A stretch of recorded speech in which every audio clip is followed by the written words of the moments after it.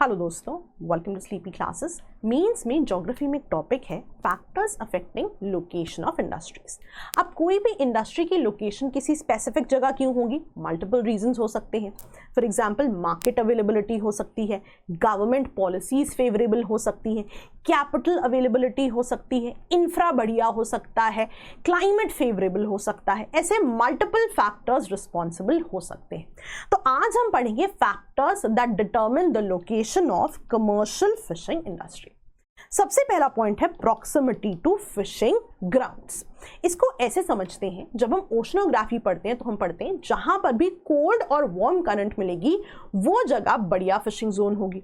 इसका मतलब है फॉर एग्जाम्पल जब हम ओआशियो और क्रूशियो करंट की बात कर रहे हैं, जहां पर भी ये मिलेंगे वहां पर बढ़िया फिशिंग ग्राउंड होगा।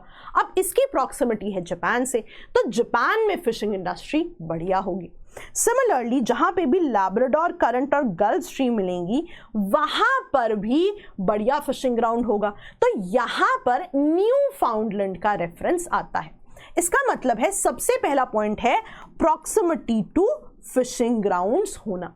अब इसको ऐसे भी समझ सकते हैं कि यदि फिशिंग ग्राउंड प्रॉक्सिमिटी में है तो ट्रांसपोर्टेशन का कॉस्ट, स्टोरेज का कॉस्ट, रेफ्रिजरेशन का कॉस्ट वो भी कहीं ना कहीं कम हो जाएगा।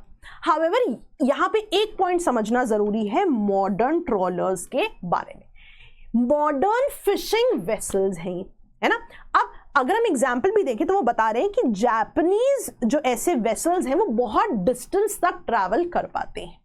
अब एक तो डिस्टेंस तक ट्रैवल कर पा रहे हैं ये modern fishing vessels, apart from that कई बार देखा जाता है इन्हीं में फिश की स्टोरेज और प्रोसेसिंग के सेटअप्स बना दिए जाते हैं।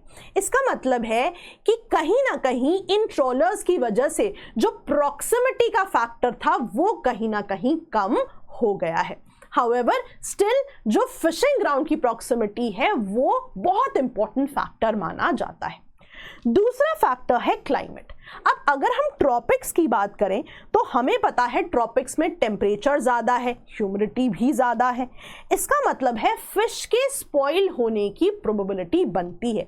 इसीलिए वहाँ पे स्टोरेज, प्रेजर्वेशन का कॉस्ट हमेशा ही ज़्यादा होगा as compare to higher latitudes जहाँ पर हमें कोल्ड क्लाइमेट मिलेंगे, जिसकी वजह से जो फिश का रेफ्रिजरेशन है वो बहुत ही ज़्यादा इकोनॉमिकल हो जाता है। थर्ड पॉइंट है पोर्ट्स के रेफरेंस में, जहां पर भी कोस्ट इंडेंटेड होते हैं वहां पर पोर्ट्स बनाए जा सकते हैं।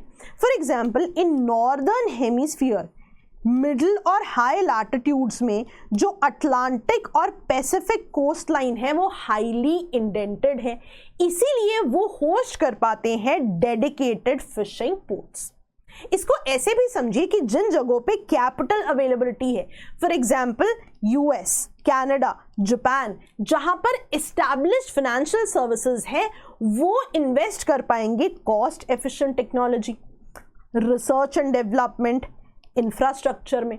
और मान लीजिए ऐसी कंट्री जहां पे इस तरह के पोर्ट्स हैं वहां पे इंफ्रा की भी अवेलेबिलिटी हो जाए तो वो एक बहुत आइडियल पॉइंट होगा इस स्पेसिफिक इंडस्ट्री के लिए। नेक्स्ट पॉइंट है इन टर्म्स ऑफ मार्केट। अब फिश की अवेलेबिलिटी इंपॉर्टेंट है both in terms of food and in terms of raw materials for various products. तो कहीं ना कहीं मार्केट में अवेलेबिलिटी तो है। Also, fish is a primary dietary option in countries like Norway and Japan. वहाँ पे भी बहुत इंपॉर्टेंट है।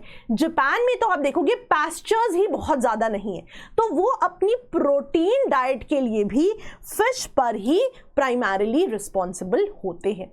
अच्छा, इसको इन टर्म्स ऑफ एम्प्लॉयमेंट भी देखा जा सकता है। जापान और नॉर्वे तो हेविली रिलाई करते हैं फिशिंग पर, है ना।